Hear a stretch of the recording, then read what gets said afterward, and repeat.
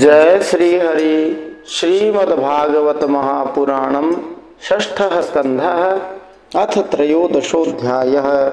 अब हम श्रीमद्भागवत महापुराण के छठे स्कंद के 13वें अध्याय में देवराजेंद्र पर ब्रह्महत्या का आक्रमण, इस प्रसंग का श्रवण करते हैं। श्री गणेशाय नमः। श्री सरस्वत्यै नमः। श्री गुरवे नमः। श्री पुराण पुरुषोत्तमाय नमः।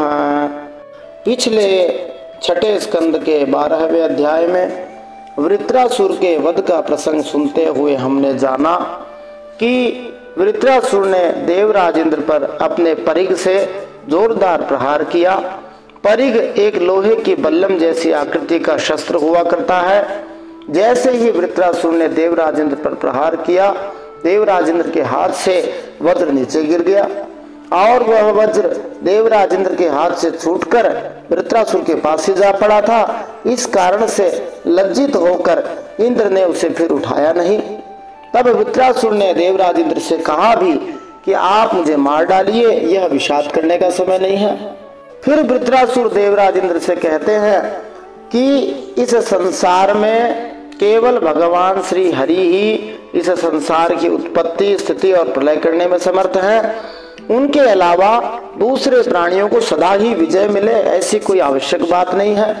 सभी प्राणी कभी तो जीत जाते हैं, कभी हार भी जाते हैं। इसलिए हमें चाहिए कि जब विजय हो जाए तब हमें घमंड नहीं करना, और जब पराजय हो जाए तो शोक नहीं करना चाहिए। मनुष्य को तो यह करना चाहिए कि वह अपने आप को भगवान के ऊपर पूरी तरह से निर्भर कर दे। वे भगवान ही सभी जीवात्माओं की हार और जीत के लिए उत्तरदायी हैं। यह बात सभी के लिए लागू होती है। हार जीत को इसी तरह से देखना चाहिए कि सब कुछ भगवान के ही हाथ में है। जो भगवान की भक्ति का प्रचार करने वाले लोग हैं, उनके लिए भी यह श्लोक बड़ा ही शिक्षाप्रद है। उन्हें न तो विजय होने पर प्रसन्न होना चाहिए, न हार पर दुखी होना चाहिए। हमें तो भगवान और भगवान के प्यारे भक्तों की, महापुरुषों की इच्छा को कार्य रूप में परिणत करने के लिए निष्ठा से प्रयास करना चाहिए। हमें जीत अथवा हार की चिंता नहीं करनी चाहिए। हमारा एकमात्र कर्तव्य यही है कि हम निष्ठा से हमारा काम करते जाएं, जिससे भगवान हमारे कार्यों को मान्यता दे दें, भगवान हम पर प्रसन्न हो जाए। वास्तव में जय और विजय भगवान के ही अधीन है। फिर वृत्रासुर देवराजेंद्र से कहते हैं कि जैसे काठ की पुतली जो स्त्री की तरह दिखाई देती है, अथवा घास फूस का बना हुआ यंत्र में जो पशु है अथवा हिरण है, वह स्वयं न तो हिलडुल सकता है, न अपने आप नाच सकता है, बल्कि उसे हाथ से चलाने वाले व्यक्ति पर पूरी तरह से निर्भर रहता है, वैसे ही हम सभी भगवान की इच्छा के अनुसार नाचते हैं, कोई भी स्वतंत्र नहीं है। यही भाव गोस्वामी तुलसीदास जी ने दिया है। उमा दारु जो सित के नाये, सब ही नचावत राम गोसाई। भगवान ही सबको नचाने वाले हैं। और एक जगह तुलसीदास जी ने कहा, राम सूत्रधर अंतर जामी। भगवान हम सबके सूत्रधार हैं, दिखाई नहीं देते क्योंकि वे अंतर्यामी हैं। फिर वृत्रासुर देवराजेंद्र से कहते हैं कि झूठे में घमंड नहीं करना चाहिए। यदि कोई यह कहे कि वह अपने प्रयास से ही खूब धनवान, ऐश्वर्यवान बना है, अथवा विद्वान बना है, अथवा रूपवान बना है, तो उसको यह ध्यान रखना चाहिए कि यह सारा सौभाग्य भगवान की कृपा से ही प्राप्त होता है। एक और दृष्टिकोण के अनुसार यदि हम विचार करें तो न तो इस संसार में कोई मरना चाहता है, फिर भी मरना पड़ता है, न कोई निर्धन होना चाहता है, फिर भी धन के बिना जीना पड़ता है, न ही कोई कुरूप होना चाहता है, फिर भी कभी कभी समय के अनुसार रूप कुरूप भी हो जाता है। यह सब भगवान की कृपा से अथवा उनकी ताड़ना का ही फल है कि मनुष्य को कभी तो भौतिक लाभ प्राप्त होता है, कभी हानि होती है। कोई स्वतंत्र नहीं है। प्रत्येक व्यक्ति भगवान की कृपा या ताड़ना के अधीन है। बांग्ला में एक कहावत है, श्री प्रभुपाद जी कहते हैं कि श्री भगवान के 10 हाथ होते हैं। इसका तात्पर्य यह हुआ कि भगवान का पूरी तरह से नियंत्रण है, 8 दिशाओं में, ऊपर और नीचे। यदि भगवान अपने 10 हाथों से हमसे सब कुछ छीनना चाहते हैं तो हम अपने 2 हाथों से कुछ भी बचा नहीं सकते। इसी तरह यदि भगवान अपने 10 हाथों से हमें आशीर्वाद देना चाहते हैं तो हम अपने 2 हाथों से यह सब कैसे ले सकते हैं? दूसरे शब्दों में आशीर्वाद का समूह हमारी इच्छाओं से बढ़कर है।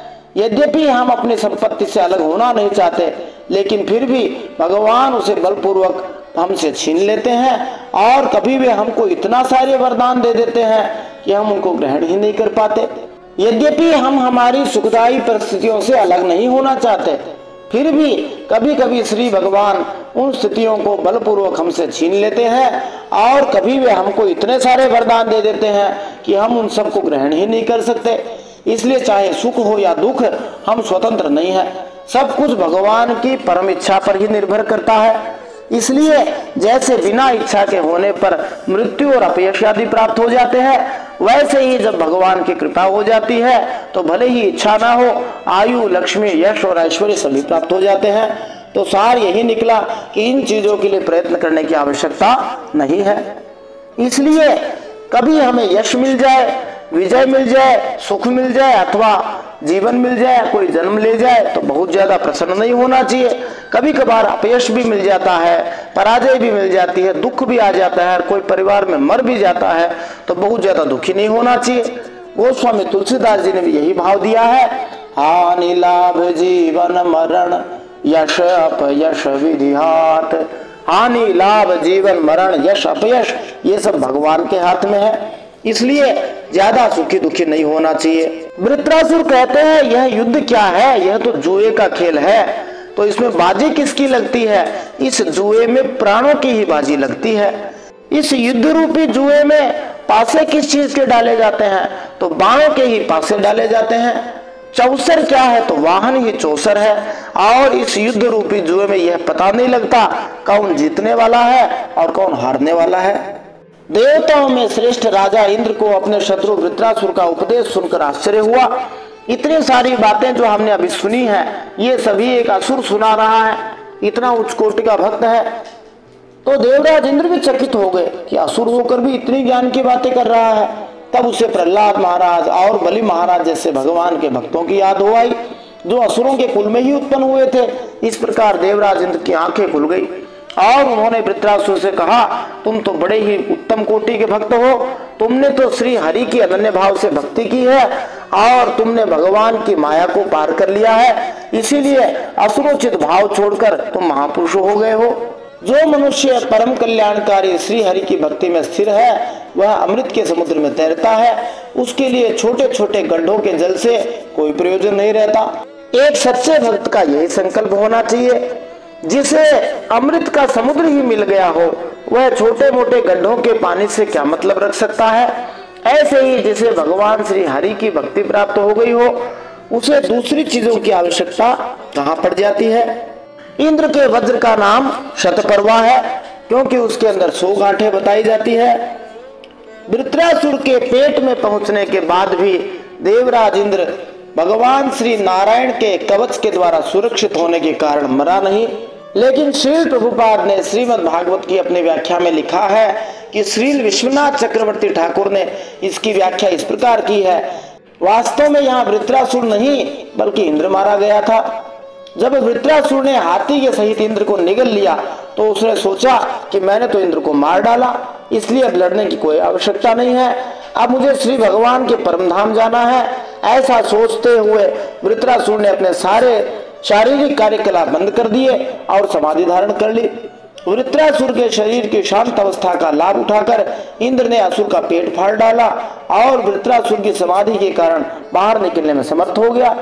चूंकि वृत्रासुर योग समाधि में लीन था, श्री हरि का ध्यान कर रहा था, इसलिए यद्यपि इंद्र उसकी गर्दन काटना चाहता था, लेकिन वह इतनी कठोर हो चुकी थी कि उसे खंड खंड करने में देवराज इंद्र को पूरा 1 वर्ष लग गया, माने 360 दिन लग गए, जब तक सूर्य नारायण उत्तरायण और दक्षिणायन दोनों गतियों को पार कर गए। इसी को 1 वर्ष कहा जाता है। अब हम श्रीमद् भागवत महापुराण के 6ठे स्कंद के 13वें अध्याय में देवराज इंद्र पर ब्रह्महत्या का आक्रमण, इस प्रसंग में इन प्रश्नों के उत्तर प्राप्त कर सकते हैं। श्री सुखदेव जी परीक्षित महाराज को महादानी क्यों कहते हैं? देवराज इंद्र के दुख का क्या कारण था? महान मनुष्य का स्वभाव कैसा होता है? श्री हरिनाम संकीर्तन से कौन कौन शुद्ध हो जाते हैं, यहाँ पर एक शर्त भी है। देवराज इंद्र 1000 वर्ष तक भूखे क्यों रहे? राजा नहुष कौन था? देवराज इंद्र की कृपा क्यों आवश्यक है? आइए इन सब प्रश्नों के उत्तर आज के 6ठे स्कंद के 13वें अध्याय में प्राप्त करते हैं। जय श्री हरि। नारायणं नमस्कृत्य नरं चैव नरोत्तमं देवीं सरस्वतीं व्यासं ततो जयमुदीरयेत्। भगवान श्री नर नारायण को प्रणाम करते हुए श्री गणेश जी महाराज, माता सरस्वती, वेदव्यास भगवान को प्रणाम करते हुए, हृदय आराध्य श्री हरिचरणों में प्रणाम करते हुए, भगवत स्वरूप श्रीमद् भागवत को प्रणाम करते हुए, श्री सुखदेव मुनि और परीक्षित महाराज को प्रणाम करते हुए, अनंत कोटि सब संत महात्माओं वैष्णवों को प्रणाम करते हुए, अब हम श्रीमद् भागवत महापुराण के 6ठे स्कंद में 13वें अध्याय के अंतर्गत देवराज इंद्र पर ब्रह्महत्या का आक्रमण, इस प्रसंग का श्रवण करते हैं। श्रीमद् भागवत महापुराणम 6ठः स्कंधः अथ 13योदशोऽध्यायः। श्री शुक उवाच वृत्रे हते त्रयो लोका विनाशक्रेण भूरिद सपालाय भवन् सद्यो विज्वरा निर्वृतेन्द्रियाः देवर्षि पितृभूतानि दैत्या देवानुगः स्वयं प्रतिजग्मुः स्वधिष्ण्यानि ब्रह्मेशेन्द्रादयस्ततः। श्री सुखदेव जी परीक्षित महाराज से कहते हैं, वृत्रासुर की मृत्यु से इंद्र के अलावा तीनों लोक और लोकपाल तत्क्षण परम प्रसन्न हो गए। उनका भय और उनकी चिंता जाती रही, क्योंकि वृत्रासुर एक भयानक दैत्य था। युद्ध समाप्त होने पर देवता, ऋषि, पितर, भूत, दैत्य और देवताओं के अनुचर गंधर्व आदि इंद्र से बिना पूछे ही अपने अपने लोक को लौट गए। इसके बाद ब्रह्मा जी, शंकर जी, इंद्र आदि भी चले गए। राजोवाच इंद्रस्या निर्वृतेर्हेतुं श्रोतुम् इच्छामि भो मुने येनासन् सुखिनो देवा हरेर्दुःखं कुतो भवत्। श्री शुक उवाच वृत्र विक्रम संविघ्नाः सर्वे देवाः सहर्षिभिः तद्वधायार्थयन्निन्द्रं नैच्छद्भीतो बृहद्वधात्। परीक्षित महाराज ने श्री सुखदेव जी से पूछा, मैं देवराज इंद्र की अप्रसन्नता का कारण जानना चाहता हूँ। जब वृत्रासुर के वध से सभी देवता सुखी हो गए, तब इंद्र को दुख होने का क्या कारण था? वास्तव में यह बड़ा बुद्धिमत्तापूर्ण प्रश्न परीक्षित महाराज ने पूछा है। सामान्यतः जब कोई असुर मारा जाता है तो निश्चित रूप से सभी देवता प्रसन्न होते हैं, लेकिन यहाँ पर वृत्रासुर के मारे जाने पर सभी देवता तो प्रसन्न थे, परंतु देवराज इंद्र अप्रसन्न क्यों हुए? क्योंकि उसे पता था कि उसने एक महान भक्त तथा ब्राह्मण का वध किया है। वृत्रासुर बाहर से असुर भले ही लगता हो, लेकिन अंदर से वह श्री हरि का बहुत बड़ा भक्त भी था, और इसका कारण एक यह भी था कि वह एक महान ब्राह्मण भी था। अब श्री सुखदेव जी कहते हैं, जब वृत्रासुर के पराक्रम से सभी देवता और ऋषि महर्षि अत्यंत भयभीत हो गए, तब उन लोगों ने उसके वध के लिए इंद्र से प्रार्थना की, परंतु वे ब्रह्महत्या के भय से उसे मारना नहीं चाहते थे। इंद्र उवाच स्त्री भूजल द्रुमैरेनो विश्वरूप वधोद्भवम् विभक्तमनुगृह्णद्भिर्वृत्रहत्यां क्वमार्द्म्यहम्। श्री शुक उवाच ऋषयस्तदुपाकर्ण्य महेन्द्रमिदमब्रुवन् याजयिष्याम भद्रं ते हयमेधेन मास्म भैः। देवराज इंद्र ने उन लोगों से कहा, देवताओं और ऋषियों सुनिए, मुझे विश्वरूप के वध से जो ब्रह्महत्या लगी थी, उसे तो स्त्री, पृथ्वी, जल और वृक्षों ने कृपा करके बांट लिया। अब यदि मैं वृत्रासुर का वध करूंगा तो उसकी हत्या से मेरा छुटकारा कैसे होगा? तो मानो देवराज इंद्र कह रहे हैं कि एक बार तो मेरे अपराध को सभी लोगों ने बांट लिया था, अब मुझे कौन बचाने वाला है? तो श्री सुखदेव जी कहते हैं कि देवराज इंद्र की बात सुनकर ऋषियों ने उनसे कहा, देवराज इंद्र तुम्हारा कल्याण हो, तुम तनिक भी भय मत करो, क्योंकि हम अश्वमेध यज्ञ कराकर तुम्हें सारे पापों से मुक्त करा देंगे। ऋषियों ने आगे कहा, हयमेधेन पुरुषं परमात्मानमीश्वरम् इष्ट्वा नारायणं देवं मोक्षसेऽपि जगद्वधात्। ब्रह्मः पितृः गोघ्नो मातृः आचार्यः भगवान् स्वादः पुल्कसको वापि शुद्धेरन्यस्य कीर्तनात्। ऋषियों ने आगे कहा, अश्वमेध यज्ञ के द्वारा सबके अंतर्यामी सर्वशक्तिमान भगवान श्री नारायण देव की आराधना करके हे इंद्र, तुम सभी जगत के वध करने के पाप से भी मुक्त हो सकोगे। फिर वृत्रासुर के वध की तो बात ही क्या है, भले ही तुम सारे संसार का वध कर डालो।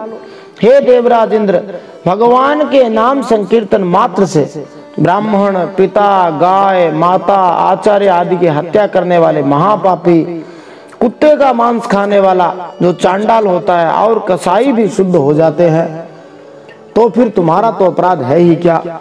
इसका मतलब कदापि यह नहीं लगाना चाहिए कि एक भक्त को अपराध करने का लाइसेंस मिल गया। इसका अर्थ यही है कि अपराध भले ही कैसा ही हो, लेकिन जो क्षमा मांग लेता है, आगे पाप न करने का संकल्प ले लेता है, उसे एक नाम भी पवित्र कर सकता है। उपजाति छंद में ऋषि कहते हैं, तमश्वमेधेन महामखेन श्रद्धान्वितोऽस्माभिरनुष्ठितेन हत्वापि स ब्रह्मचराचरं त्वं न लिप्यसे किं खल निग्रहेण। ऋषि कहते हैं, हम लोग अश्वमेध नामक महायज्ञ का अनुष्ठान करेंगे।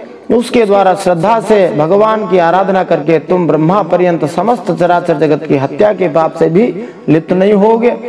फिर इस दुष्ट को दंड देने के पाप से छूटने की तो बात ही क्या है।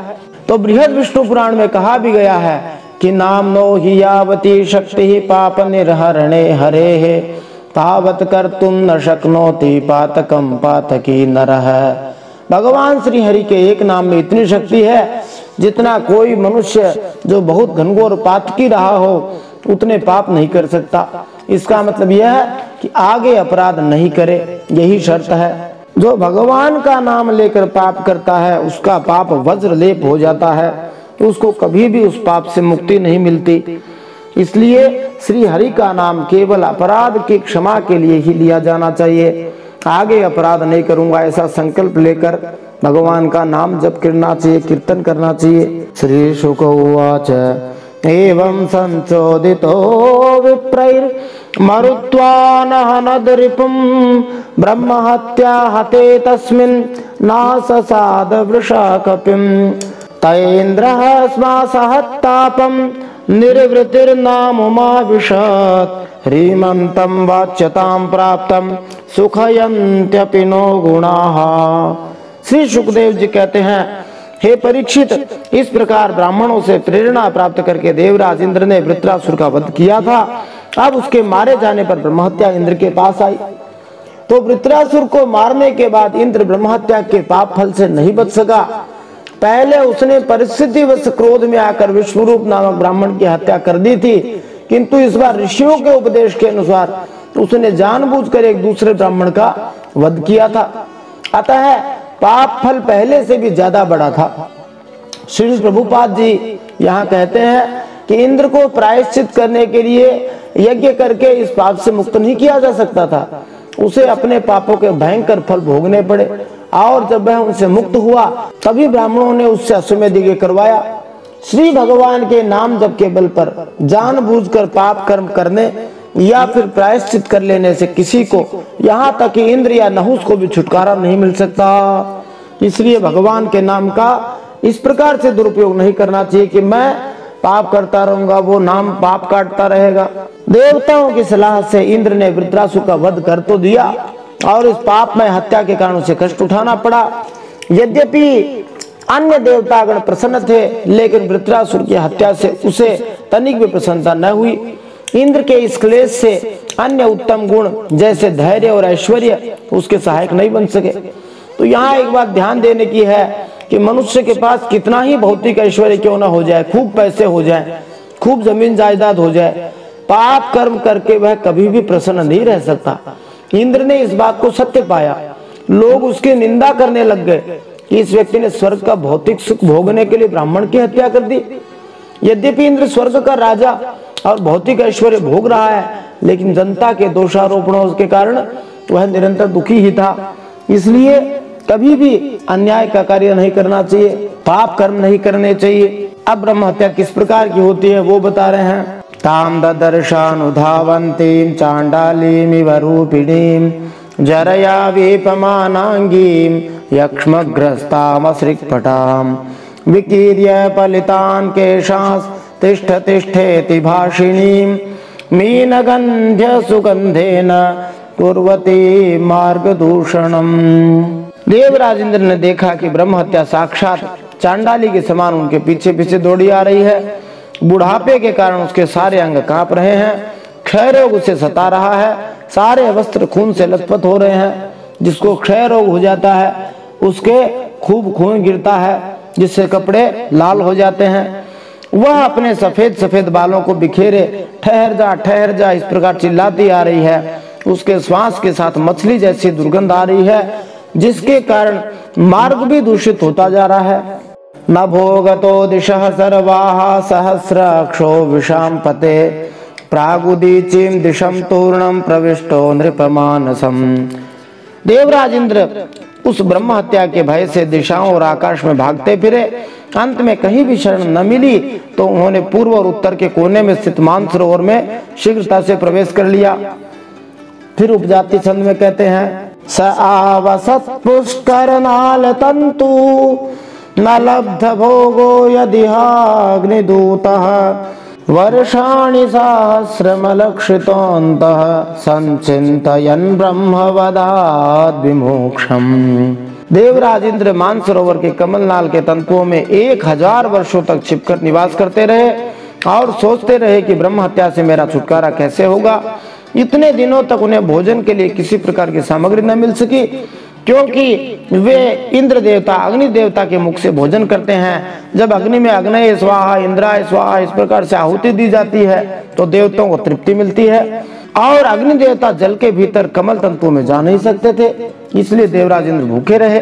तावत् त्रिनाकं नहुषः शशास विद्या तपो योग बलानुभावः ससंपदैश्वर्य मदान्ध बुद्धिर नीतस्तिरष्टाम गतिमिंद्र पत्न्या।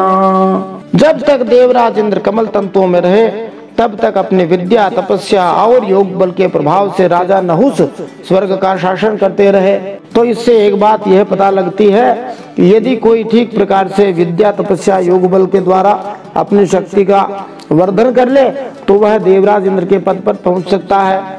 लेकिन श्री हरि के पद पर पहुंचना, भगवान के धाम में पहुंचना, वे केवल भगवान की कृपा से ही हो सकता है। और एक बात विचार करने लायक है कि पैसा संपत्ति आदि तो योग्यता आदि से अर्जित किया जा सकता है, लेकिन उनको छोड़ना मुश्किल होता है, त्याग करना मुश्किल होता है, भगवान का भजन करना मुश्किल होता है। खूब धन संपत्ति कमाने की तुलना में भगवान का भजन करना अच्छा है, श्रेयस्कर है। लेकिन जब नहुस संपत्ति और ऐश्वर्य के मद से अंधा हो गया और इंद्र की पत्नी शची के साथ अनाचार करना चाहा, तब शची ने उनसे ऋषियों का अपराध करवाकर उन्हें शाप दिला दिया, जिससे वे सांप हो गए। ये कथा आगे आती है। ततो गतो ब्रह्म गिरोपहूत ऋतं भरद्यान निवारिताग पापस्तु दिग्देवतया हतौजास तम नाभ्यभूधवितं विष्णु पत्न्या। फिर जब सत्य के परम पोषक भगवान श्री हरि का ध्यान करने से इंद्र के पाप नष्ट हो गए, तब ब्राह्मणों के बुलवाने पर इंद्र पुनः स्वर्गलोक में गए। कमल वन में घूमने वाली भगवान विष्णु की पत्नी लक्ष्मी जी इंद्र की रक्षा कर रही थी और पूर्वोत्तर दिशा के अधिपति रुद्र ने पाप को पहले ही निस्तेज कर दिया था, जिससे वह इंद्र पर आक्रमण नहीं कर सका। इतने दिनों तक इंद्र ने उस कमलनाल के तंतु के अंदर रहकर श्री हरि का भजन किया और व्रत किया, उपवास किया, जिससे उनके पापों की शुद्धि हो गई। तम च ब्रह्मर्षयो भेत्य हयमेधे न भारत यथावदीक्षयां चक्रुः पुरुषाराधने नः। इंद्र के स्वर्ग में आ जाने पर ब्रह्मर्षियों ने वहां आकर भगवान की आराधना के लिए इंद्र को अश्वमेध यज्ञ की दीक्षा दी, उनसे अश्वमेध यज्ञ कराया। अथेज्यमाने पुरुषे सर्वदेव मयात्मनि अश्वमेधे महेन्द्रेण वितते ब्रह्मवादिभिः स वै त्वाष्ट्रपदो भूयानपि पापचयो नृप नीतस्तेनैव शून्याय निहार इव भानुना। जब वेदवादी ऋषियों ने उनसे अश्वमेध यज्ञ कराया तब देवराज इंद्र ने उस यज्ञ के द्वारा सर्वदेव स्वरूप पुरुषोत्तम भगवान श्री हरि की आराधना की। तब भगवान की आराधना के प्रभाव से वृत्रासुर के वध की वह बहुत बड़ी पाप राशि वैसे ही भस्म हो गई जैसे भगवान सूर्य नारायण के उदय होने पर कोहरा नष्ट हो जाता है। सवाजिमेधेन यथोदितेन वितायमानेन मरीचिमिश्रैः इष्ट्वाधियज्ञं पुरुषं पुराण मिन्द्रो महानास विधूत पापः। जब मरीचि आदि मुनीश्वरों ने देवराज इंद्र से विधि पूर्वक अश्वमेध यज्ञ करवाया तब उसके द्वारा सनातन पुरुष यज्ञपति भगवान श्री हरि की आराधना करके इंद्र सब पापों से छूट गए और पहले की तरह फिर से पूजनीय हो गए। इदं महाख्यानमशेष पाप्मनां प्रक्षालनं तीर्थपदानुकीर्तनं भक्त्युच्छ्रयं भक्तजनानुवर्णनं महेंद्र मोक्षं विजयं मरुत्वतः। हे परीक्षित, इस श्रेष्ठ आख्यान में देवराज इंद्र की विजय, उनके पापों से मुक्ति, श्री भगवान के प्यारे भक्त वृत्रासुर का वर्णन हुआ है। इसमें तीर्थों को भी तीर्थ बनाने वाले श्री भगवान के अनुग्रह माने कृपा आदि गुणों का संकीर्तन है। यह सारे पापों को धो बहाता है और भक्ति को बढ़ाता है। यह छठा स्कंद श्री भगवान का अनुग्रह ही विशेष रूप से दिखाता है।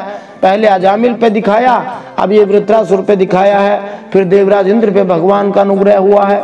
तो भगवान परम कृपालु है, सब पर कृपा ही करते रहते हैं। अब इस अध्याय का अंतिम श्लोक है, पठेयुराख्यानमिदं सदा बुधाः शृण्वन्त्यथो पर्वणि पर्वणीन्द्रियं धन्यं यशस्यं निखिलाघमोचनं रिपुंजयं स्वस्त्ययनं तथायुषम्। बुद्धिमान मनुष्यों को चाहिए कि वे इस इंद्र संबंधी आख्यान को सदा सर्वदा पढ़ें और सुने। विशेषतः पर्वों के अवसर पर तो अवश्य ही इसको सुनना चाहिए। जब भी कोई शुभ अवसर आए इसको सुनना चाहिए। यह इंद्र संबंधी आख्यान धन और यश को बढ़ाता है, सारे पापों से छुड़ाता है, शत्रु पर विजय प्राप्त कराता है, आयु और मंगल की अभिवृद्धि भी करता है। कोई पूजा पाठ करता है और यदि अंत में पूजा पाठ के अवसान के समय देवराज इंद्र को याद नहीं करता है, इंद्राय नमः ऐसा नहीं कहता है, तो देवराज इंद्र उसका सारा पुण्य लाभ लेके चले जाते हैं।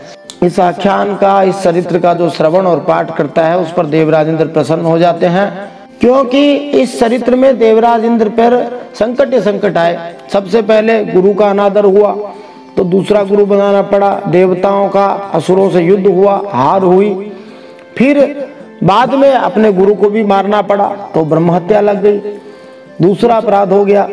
फिर वृत्रासुर नामक दैत्य हुआ, उसका वध करना पड़ा तो एक ब्रह्म हत्या और लग गई, ये तीसरा अपराध हो गया। फिर 1000 वर्ष तक कमल तंतु में छुपके रहना पड़ा, बड़ा कष्ट पाया, भूखे प्यासे रहना पड़ा तो ये चौथा अपराध हो गया। तो इस प्रकार कई अपराधों से, कई कष्टों से निकल करके देवराज इंद्र आगे बढ़े, श्री हरि की उन पर कृपा हो गई। तो इस चरित्र का श्रवण करने से देवराज इंद्र भी प्रसन्न हो जाते हैं और श्री हरि तो परम कृपालु है ही, वे तो प्रसन्न होने ही हैं।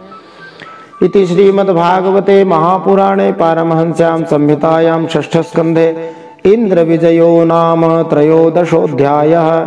श्रीमन्नारायणार्पणमस्तु।